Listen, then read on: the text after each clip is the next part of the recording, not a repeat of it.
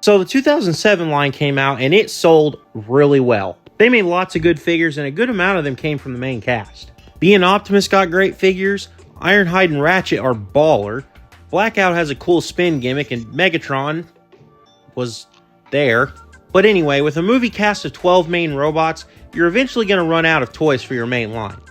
So what do you do? Here's what you do. Take the previous line and say if it ain't broke, change how it looks and sell it again. Available at Walmart. But there are toys from that line that just don't quite fit the movie line, so you can't use them. So you're going to run out of those too. So then, what do you do? No, David, that's unrelated. So they decided to take vehicles from the movie and turn them into robots. Genius. This would lead to great figures like Landmine, Stockade, and my personal favorite,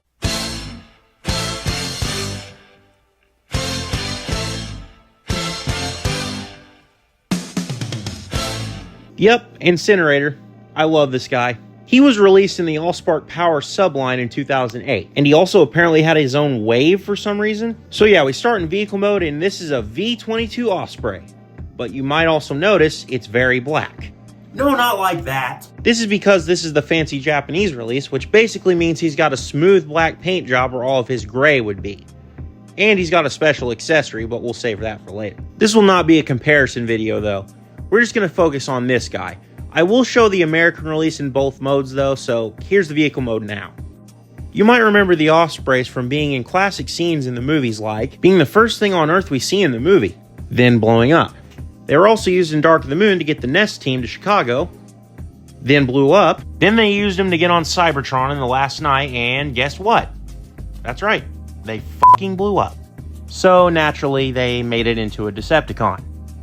And for a Decepticon, his personality is nuts.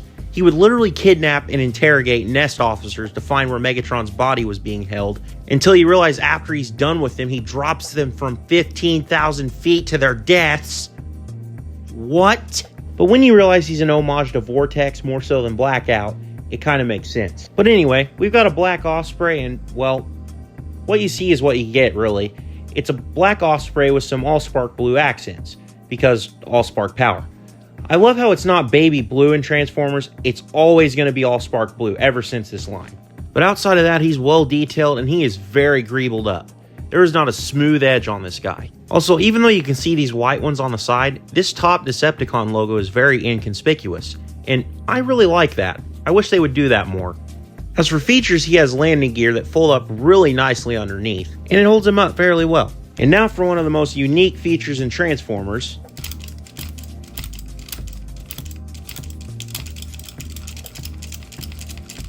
He has spinning rotors, but I can also hear you saying, Treebot, we've seen plenty of helicopters do this. It's not that special.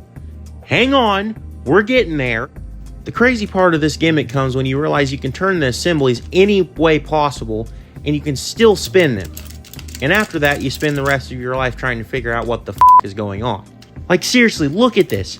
How does this work? Like that's insane.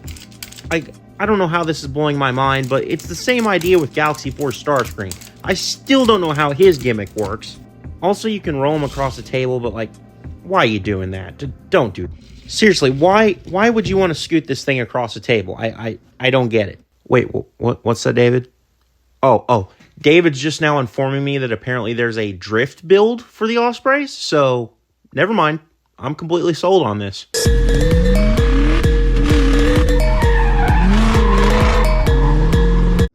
So that wraps up this vehicle mode. David, transformation. The transformation, while dead simple, is actually really unique. The wings and props spin down to form the arms, quite solidly I might add, and the way the legs transform I absolutely love. And the automorph on his chest is neat, but be careful. Cockpit panels come off easily on loose examples. And the robot mode just wants to be Blackout so freaking bad. But that's okay because he's kind of Blackout adjacent, but man, he looks so cool. I love how these colors look. The AllSpark blue shown in vehicle mode is way more prominent here, and it's like he's saying, hey, asshole, I'm conceived from the cube. Look at me. Look at me! Alright, fine. And honestly, I think the AllSpark blue and purple work way better on the Japanese version than the American. I do still think the American version looks good, though.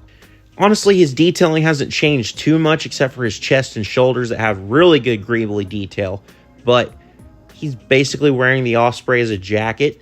But man, I've got to talk about his head. It is so cool. It's like a cross between a pilot helmet and, I don't know, one of the Predators, but I don't really care. It just looks so cool.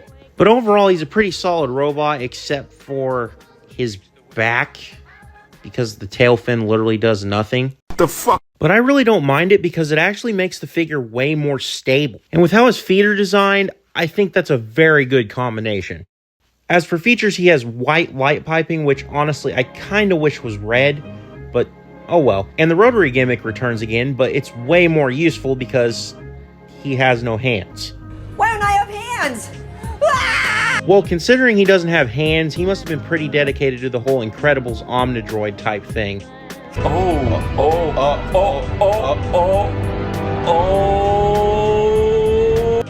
And you can once again mangle them for some reason, and they still work.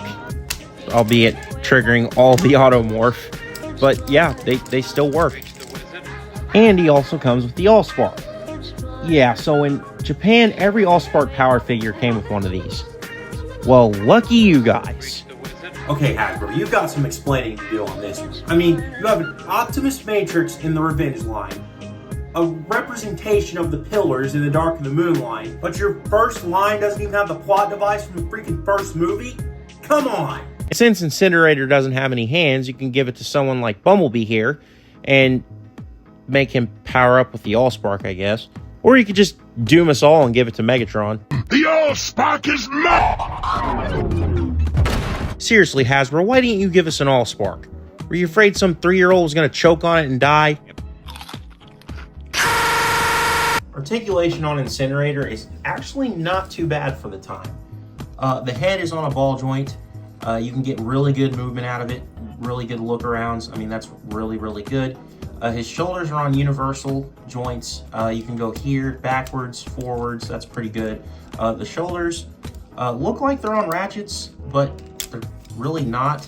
I think it's just from the mechanism for the gimmick. But you've got elbows that also move the propellers. And of course you can move these around if you want to. Really not going to be much use. The legs are universal at the hip.